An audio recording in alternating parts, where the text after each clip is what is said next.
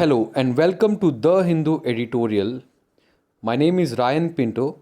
I'm going to take the editorial discussion of December 28th, 2020. So, the first and the most important editorial that is there today is difference between 2020 and 2021. We are going to see what is going to be in store for India in 2021. What are the challenges? What are the positive points that we can expect in 2021? We'll also see what happened in 2020.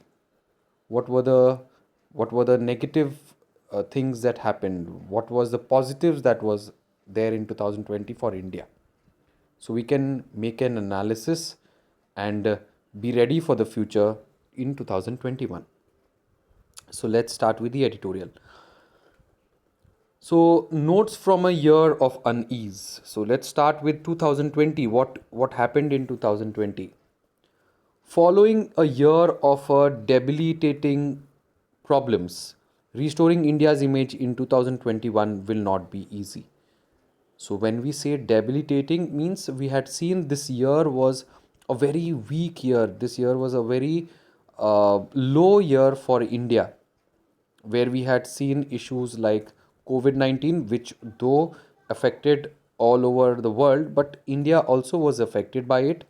You must have seen the migrants which lost jobs and the migrants which were moving from one place of India to another. We also saw many deaths and a negative, you can say, environment all over the country. The economy also was hurt. So, restoring India's image in 2021 will not be easy. The year 2020 was debilitating one for much of the world, India included. Now, what we need to do in 2021 is pull up ourselves and work for the betterment of the country. So, the first issue that we are going to see is the pandemic.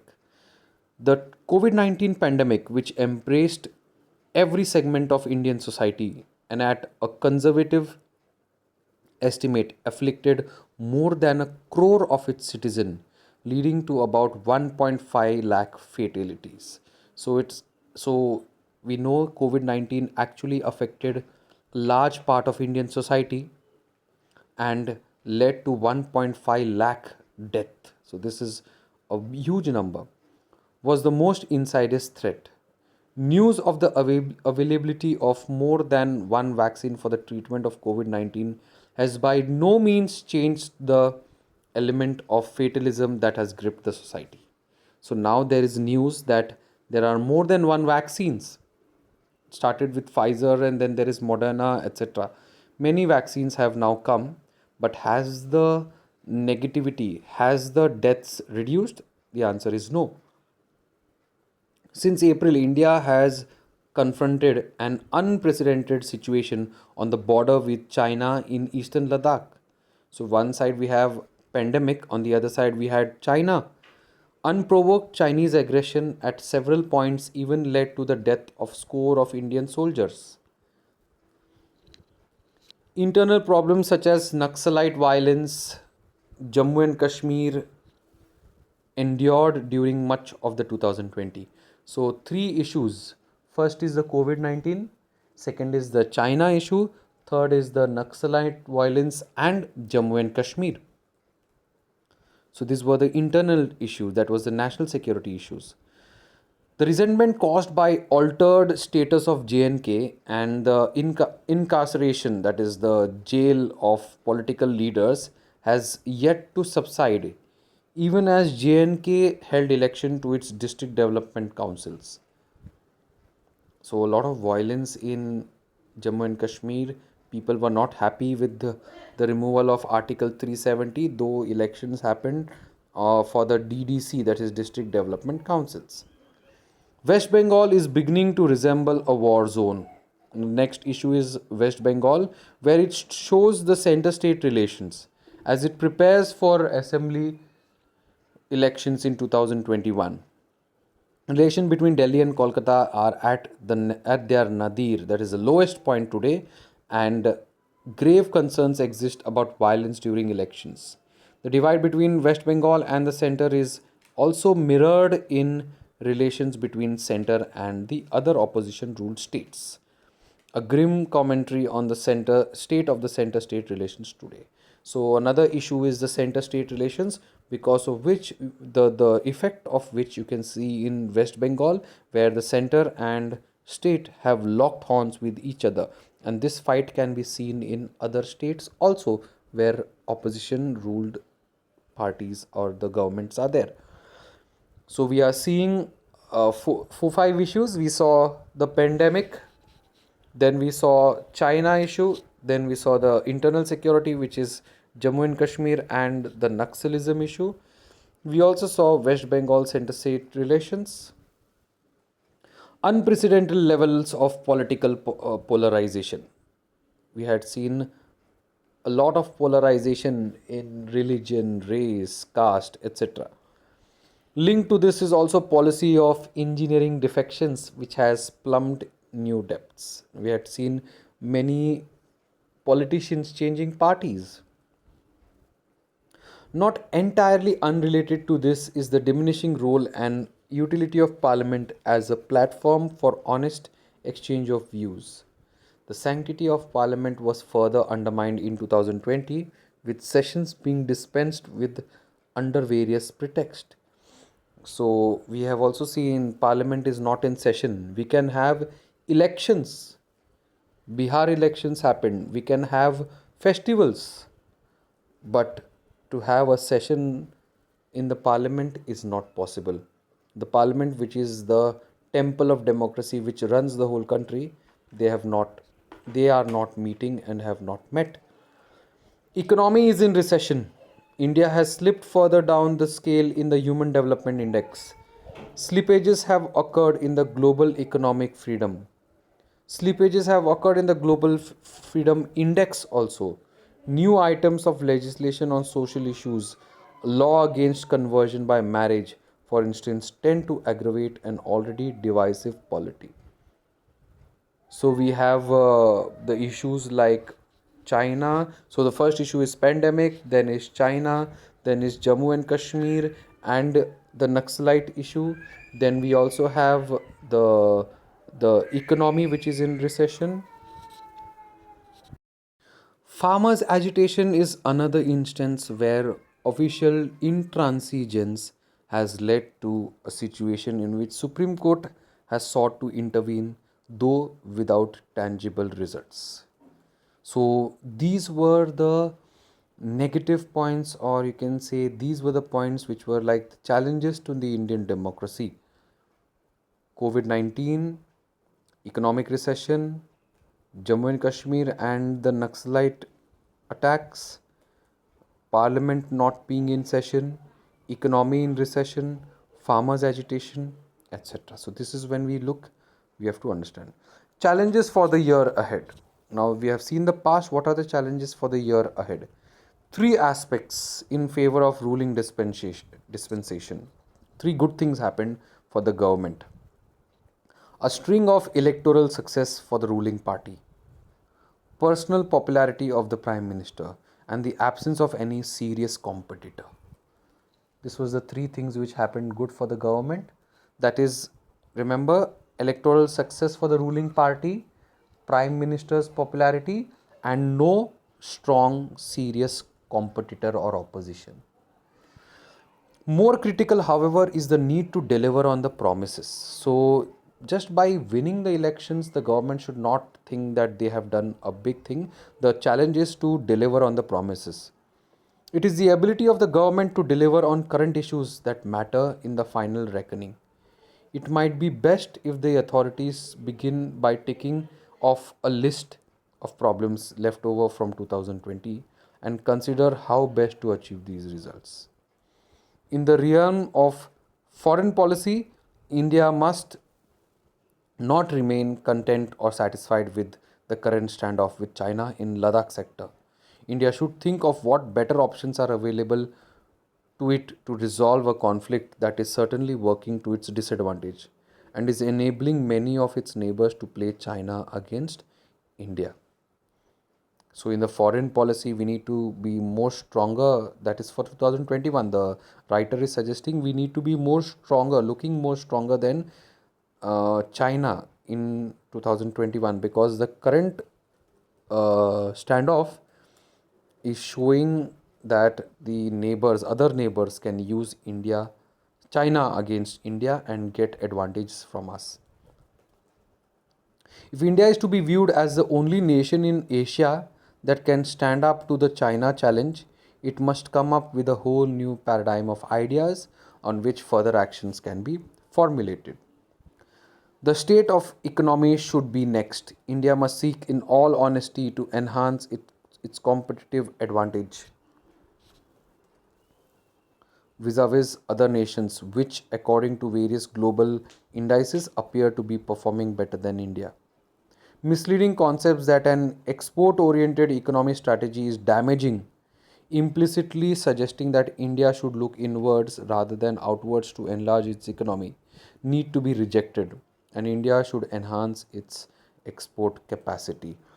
This is a very important point. Recently, S. Jayashankar's ideas that India should not join RCEP and FTAs are actually damaging to the country. This was our External Affairs Minister S. Jayashankar who had said this. But this can be dangerous. According to the writer, we should not be following these lines. India's real strength flows from its diversity and its ability to utilize all available opportunities. All attempts to tamper with technological and academic excellence, as prompted in some quarters during 2020, must be or need to be avoided. So, diversity is very important for India. Plus, any attempts to tamper with the technological and academic excellence should be avoided.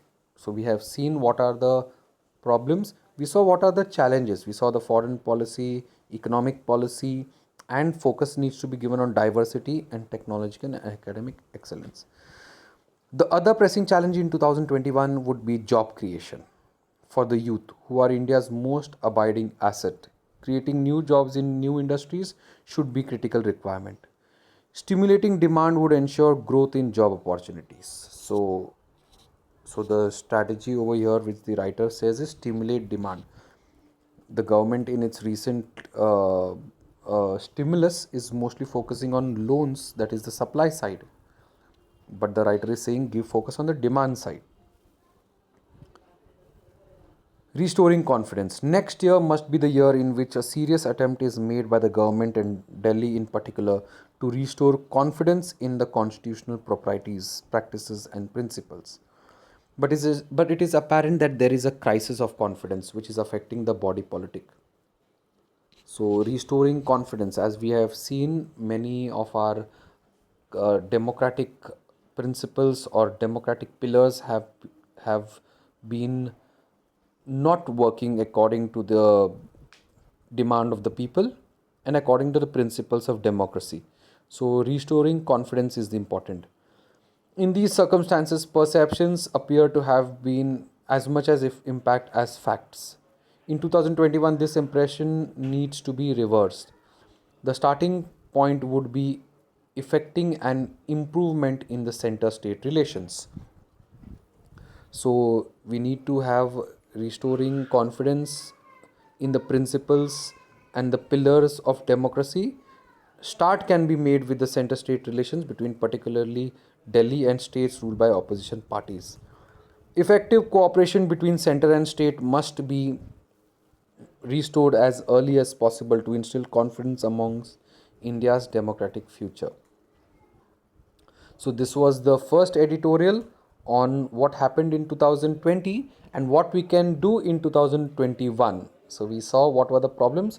We saw the issues like pandemic, China, Naxalites, Jammu and Kashmir, economic recession, center state relations not proper, and all these things we have seen. So, what can be done? We have seen. What are the challenges in 2021? Now, the next editorial is going to be focused on China. What is happening inside China and what are the political situation which is there? On the screen, you have the Great Wall of China, you have the map, and the Chinese flag. Let's see 2020 21 China. The year 2020 has put on display many defects in the country's growing might. The spectacular dragon and lion dances, music performance, and people sending out New Year greeting cards creative create a festive affair or air.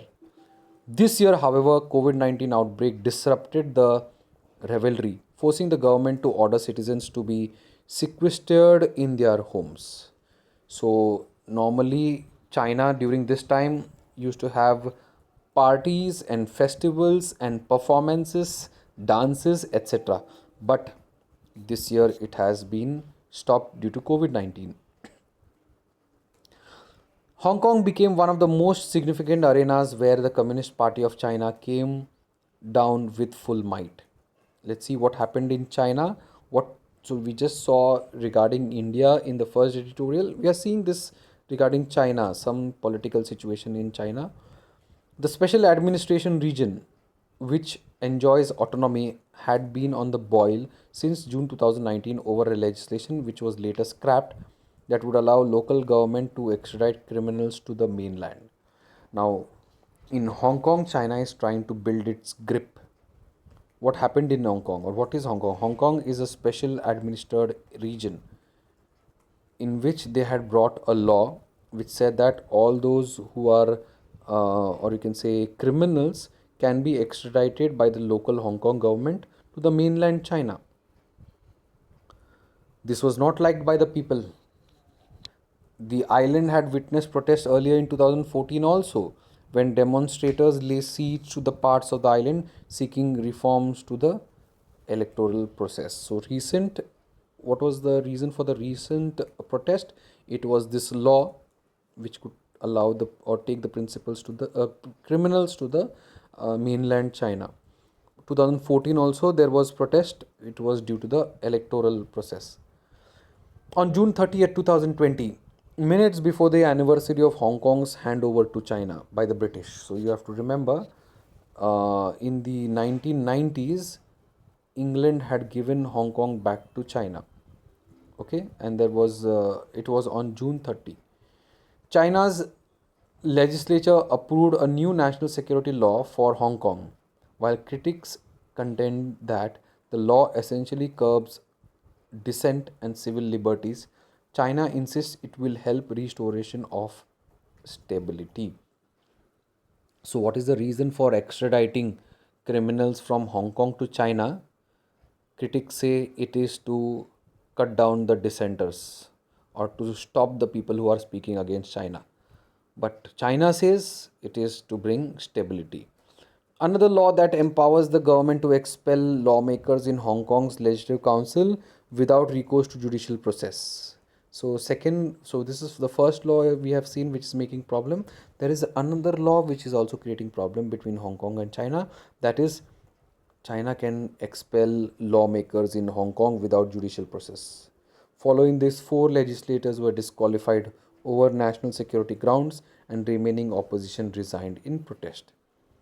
Beyond Hong Kong, China also took on Taiwan, challenged India along the Himalayan frontier, escalated tensions in South and East China Sea, bullied European nations, flexed its trade muscles vis-a-vis Australia. At a time when global multilateralism has been facing serious challenges, China's manipulation on institutions like WHO has led to even greater sense of disenchantment with multiple or multilateral order. So we saw what happened in Hong Kong. We saw how China also took on Taiwan. India is another example. South China Sea, East China Sea. It escalated tensions, bullied European nations, and flexed its trade muscles with Australia. No room for dissent. In the domestic sphere too, there has been a cleanup even among the party's own ranks. Kai Xia, a former professor of the Communist Party's Central Party School that grooms its top leadership, was expelled in August for calling President Xi Jinping a mafia boss. So in China, you can't speak against anyone because one of the professor who is a part of the Central Party, Communist Party's Central Party school, which trains the leadership, he was himself removed. Another comrade, Ren Xiaoqiang, who obliquely criticized Mr. Xi's management of the pandemic, received 18-year jail sentence on bribery charges. So Kai Xia and Ren Ziqiang both were jailed or expelled due to criticisms on the current government in China. Financial czar Jack Ma was left red-faced after his Ant Group's $37 billion IPO was grounded ahead of its debut in November. China's second richest man had earlier slammed financial regulators at a conclave of bankers, and an expose in 2017 of a Politburo member's daughter in a newspaper controlled by Jack had not gone down well.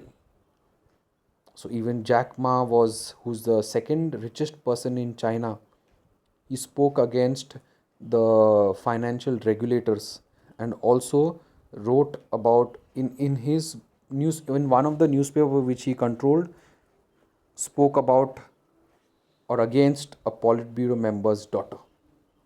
So, and that too against corruption. So you can't speak against the government in China. No room for dissent.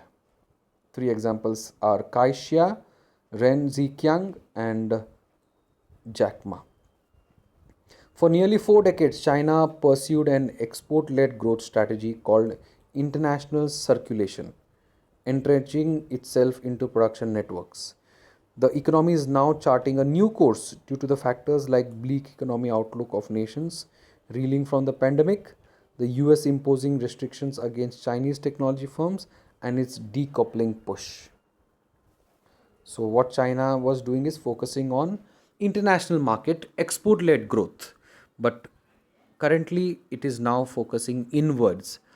Under the new strategy, China will make domestic consumption a bigger engine of growth while also relying on international circulation. So just remember, international circulation means focusing on the exports, but now they are going to also focus on domestic consumption, though not leaving, they are not going to leave international circulation. Mr. Xi announced at the Asia Pacific Economic Cooperation this year that the new policy will come into effect from 2021. The China Security Regulatory Commission is building more channels for investors based abroad to put their money into the capital markets on the mainland. So when we talk about China, we spoke about Hong Kong, we spoke about Taiwan, its relationship with its neighbors. What is the political situation? Can they speak over there on fundamental rights? And now speaking on economy, where they are focusing inside, that is internal domestic market. The fine print of how China plans to execute the shift from export led growth strategy to bolstering its domestic market will become clearer once the 14th Five-Year Plan is approved by its legislature in early 2021. There is a wolf warrior approach. Cinema is a reflection of the society. Every nation likes to see its imagined persona on screen. So remember this, cinema is a reflection. The Wolf Warrior series, in which the Chinese assume the onerous responsibility of saving the world, has undercurrents of nations' exceptionalism. On a state visit to Nepal, Mr. Xi warned that a bid to divide China would end in smashed bodies and bones ground to powder. This aggressive posturing is far removed from Deng Xiaoping's counsel to keep a low profile. Deng Xiaoping in the 1980s helped China revive and get the liberalization, privatization, globalization in China. And from here, the economy started rising. He had said to keep a low profile. But what is Xi Jinping doing? Aggressive China, assertive China. Instead of building goodwill, China's envoys used their official social media handles to push a theory that American military was the cause of COVID-19, trolled Australia over alleged war crimes committed by its soldiers in Afghanistan.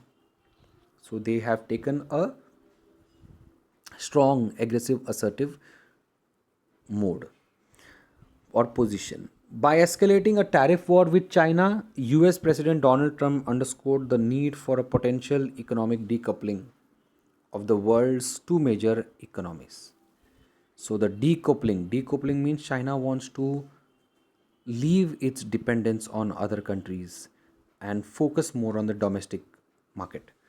During this election, his campaign, that is Joe Biden's, President elect Joe Biden too took a hard line vis a vis China, and it is unlikely that this approach towards China would radically alter the trajectory of America's China policy. And the more pushback Mr. Xi faces globally, the more aggressive his domestic and foreign policy agenda is likely to become. So we have seen Hong Kong, Taiwan, and his China's issues with the other countries. We have seen the economy. We have seen how internal politics or rights are given in China. Actually, they are not given. The muzzling of anti-establishment voices in Hong Kong, wolf warrior diplomacy, and an aggressive pursuit of national interest have hurt China's image. Today, China aspires to be a global power but bristles at criticism, domestic or foreign. Many in China may see this year as one in which the country came into its own as a power dictating the global agenda. But for others around the world, this is also the year when China's vulnerability as well as the challenge it poses to the global order became all too apparent. So we have seen 2020 what were the issues in China, what China should be doing, and what others or other countries see about China. The last editorial that we are going to see focus on is the vaccines for the COVID-19. So first editorial, as we have seen, it was on India 2020 2021, then we saw China 2020-21, and now about the future of the vaccine. Essential dry run. So we have seen many vaccines now coming out and there needs to be a dry run. Who will get the vaccine, how it will be used. Constant long term monitoring of adverse events after vaccination is essential. In the next couple of weeks, phase 3 data of two COVID-19 vaccines tested by Indian manufacturers are expected to be submitted for emergency use approval. Remember, vaccination is essential.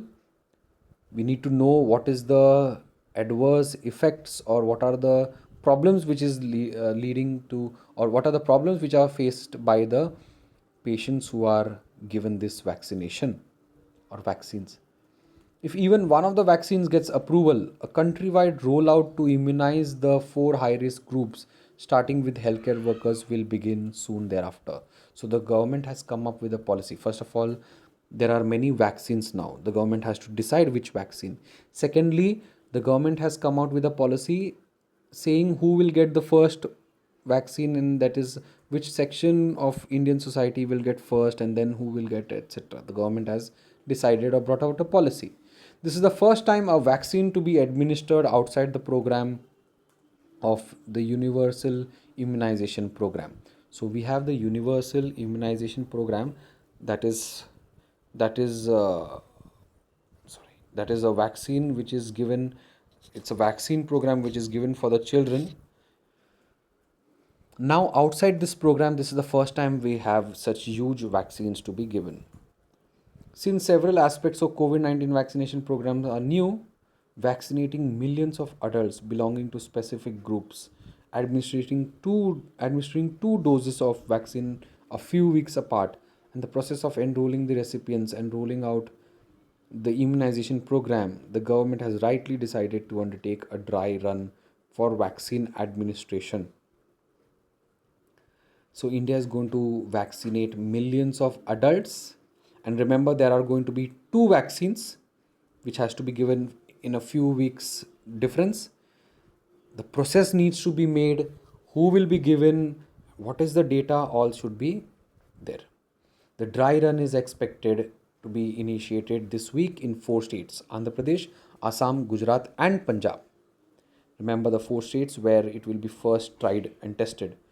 It will allow the administrators to test the vaccination process and check the usage of co-win IT platform for management of the entire vaccination process, including data entry. So there is a platform also created for the vaccination, that is the co-win IT platform.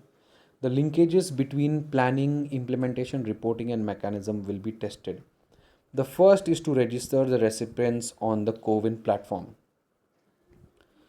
Unlike vaccinating children under the Universal Immunization Program, the COVID 19 vaccine will be administered to 100 adults at each designated site on a predefined date and time. Prior to vaccination, the bona fide of the registered adults are to be determined. The IT platform has to generate the date and time when the people can receive the second dose. So this co-win platform is very, very important. It needs to give what are the find the people, put their data, see to it that the vaccines are given, and then decide the date and place where the next dose is given. So the IT platform has to generate the date and time when the people can receive the second dose. Checking and reporting all adverse events is very, very important. Immediately after and days after the vaccination is essential. All the more as no COVID 19 vaccine has undergone long term follow up for safety during the trial. Both the vaccines that are at an advanced stage of testing in India do not require ultra low temperature for delivery and storage. We know Pfizer vaccines are such that they need very, very low temperature. India does not have that infrastructure in minus 70, minus 80 degrees. But these vaccines which India has do not need such high, such low temperatures. Hence, the existing facilities of the Universal Immunization Program in most districts can be used for storing the vaccines. As the plan is to vaccinate 300 million people in the four high risk groups, 600 million doses will be required because one person, two doses. The exercise should therefore look at creating additional storage capacity at these facilities to store millions of COVID 19 vaccines, as facilities for vaccine storage cannot be dedicated to a single vaccine. So 600 million vaccines are needed, and adequate storage facilities and all are needed towards an effective vaccination distribution policy. So we saw the vaccination has come, is going to be used, and there is a policy which is being set up. What are the things that we need to keep in mind? The government must examine the principles underlying the triad scheme and whether private players should be allowed. Now, in this, we are going to see if the private players should be allowed. India plans to vaccinate 300 million people, as I just told you, over the next 6-7 months. The government plans to prioritize to healthcare workers, then frontline workers like the police, followed by everyone who is above 50 years of age. This will mean that roughly 20% of the population will be vaccinated by July or August 2021. So you must remember the vaccinations will be given to the health workers, frontline workers, then we have the senior citizens, that is above 50 years of age, and we also have people who have comorbid, means that is other diseases. 300 million people will be vaccinated. Since all the vaccines are currently in the spotlight require 2 doses, the government will have to acquire 600 million doses. Pune's Serum Institute of India is world's largest producer of vaccine. So luckily, fortunately, Pune is ready, that is the Serum Institute is ready with this. There are reports that government has already struck a deal with Serum Institute to provide or acquire 500 million doses of AstraZeneca vaccine. So we have the AstraZeneca vaccine. So from Pune, we are going to get Serum Institute. Emergency authorization for this vaccine is likely to follow. There are other vaccine frontliners, including Bharat Biotech's Covaxin and Russian Sputnik 5, whose clinical trial is in India are being conducted by Reddy's lab. So remember, AstraZeneca is vaccine is made by Serum Institute, which is in Pune. Then you have Biotech's Bharat Biotech's Covaxin and Russia's Sputnik 5. Who gets the priority? We have seen the priority is given to the health workers, frontline workers, comorbid patients, as well as the above 50 years senior citizens. Perhaps the most important is the principle underlying the triad scheme adopted by the government. A different and somewhat contentious issue is whether the government will allow private players to come in. The government strategy of giving priority to frontline workers and elderly people is in line with the practice being followed in UK and US. The two major countries have been the leaders in COVID-19 vaccination drive. However, vaccination drives such as this should have two distinct objectives. So, when we are deciding who will be the people who will get the vaccine, there should be two objectives. One, providing protection to those vaccinated, and two, minimize or at least slow down the speed of the spread of vaccine. So first is provide protection, second is minimize the speed of spread. In some cases, there is no conflict between these two objectives. For instance, the priority given to the healthcare professionals satisfies both objectives. These are the individuals who have high levels of exposure, and they also act as disease vectors or carry the diseases since they interact with large number of people. However, the priority given to the older people may not actually minimize the total social and economic conflict, because yes, we need to protect the elderly people, but they do not transmit it like what is done by the younger persons. This is just an advice, or you can say an opinion given by the editor. This suggests that densely populated areas, for instance, the Dharavi slum, should receive far more attention than they are likely to get under the current strategy. The point is that allocation guidelines must squarely face the trade offs between the direct and indirect objectives. The objectives is very important. This is a difficult trade off, but one about which reasoned thought is essential. So next is, so we saw why, what are the priorities and what can be other options also. The very important question is involving private hospitals. The government plans to bear the entire cost of vaccination. The latter is particularly important and appropriate since crucial healthcare facilities should be accessible to all. So the government is going to take up the vaccination, they are going to take up the cost.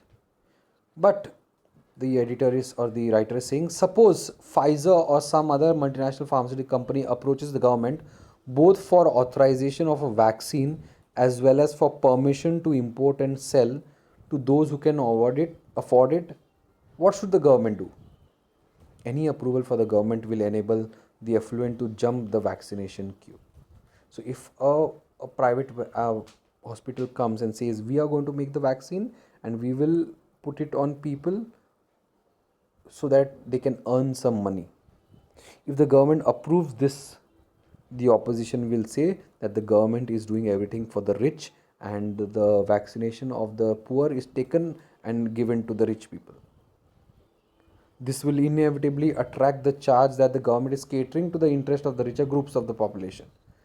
The most important consideration that needs to be kept in mind is that this would not decrease the availability of vaccine to the poor. The government can allow the vaccines to come by the private, but see to it that they do not use the vaccination which is reserved for the poor, give it to the people who are rich and have money, and then they can use it. No, that should not be allowed. Of course, this assumes that the government will and should continue to procure all available domestically produced vaccine and supply them through its own distribution channel. So what the government needs to do is, if the government is allowing the private sector, see to it that the number of public sector vaccination has not reduced. Conclusion: in other words, it should follow its own distribution policies as if the additional sources of supply does not exist. It has to ensure that there is no reduction in the availability of vaccine for the poor. In fact, there may actually be an increase in supply and hence less waiting time for the less affluent, since some of the richer individuals in the target group will opt for out of the government distribution system and prefer to get vaccinated at some private outlet. So the objective will be so that when the private come in, the richer people will be outside the line and they will go to the private, give the money and get themselves vaccinated. So three important articles. First was on 2020-21 India, second 2020-21 China, and third was the government's policy on the vaccination of the current COVID-19 virus. That's all for the discussion. Remember, the art and science of asking questions is source of all knowledge. Thank you.